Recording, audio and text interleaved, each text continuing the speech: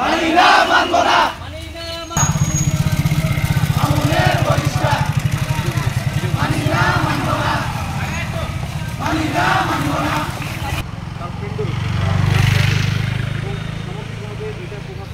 Basically আমি এখানে আসতাম না। ওকে, তো মেইন কথা হচ্ছে যে মামুন কোনো ধরনের কোনো অপরাধ করেনি, মাদক তো দূরের কথা। তিনি কারোর সাথে কখনো রাগ করে বা ওই রকমভাবে অ্যাগ্রেসিভভাবে কথা বলেন নাই, কোনো ঝগড়া কোনো এলিগেশন কিছু তার ওনার বিরুদ্ধে নাই। কিন্তু ওনার বিরুদ্ধে আমরা দেখতে পাই দুটো এলিগেশন দাঁড় করানো হয়েছে, একটা মাদক আর একটা অস্ত্র মামলা। আমরা আরেকটা জিনিস ইনশিওর করতে চাই আপনাদের, আমরা এখানে সবার বহিষ্কার আদেশ প্রত্যাহার করার জন্য আসছি না। আমরা এখানে আসছি যারা নিরপরাধ আছে, যাদের কোনো অভিযোগের অভিযোগের সাথে কোনো সম্পৃক্ততা নাই, তাদের পক্ষে মামুন ভাইয়ের পক্ষে আসছে শুধু আমরা আমাদের ডিপার্টমেন্ট থেকে, আমরা অন্য কোনো পক্ষে আসি নাই। তো এই জিনিসটা প্রথমে ক্লিয়ার করলাম। আর দ্বিতীয়ত, মামুন ভাই জুলাইয়ের প্রথম দিকে হল ছেড়ে দেন, এবং জুলাই আন্দোলনে তিনি সক্রিয়ভাবে অংশগ্রহণ করেন।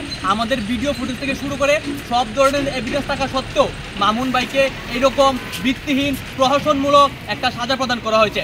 আমরা দেখতে পাই যেখানে ছাত্রলীগের গ্রুপ লিডাররা মাত্র 2 সেমিস্টার 1 সেমিস্টার, ছাত্রলীগের পোস্টারে অনেক নেতাও এখন পর্যন্ত কোনো ধরনের আদেশের বিচারের সম্মুখীন হয় নাই। সেখানে একজন নিরপরাধ মেধাবী শিক্ষার্থীকে এরকম দৃষ্টিকটুর শাস্তি দেওয়ার পেছনে প্রশাসনের হয়তো অন্য কোনো হাত থাকতে পারে।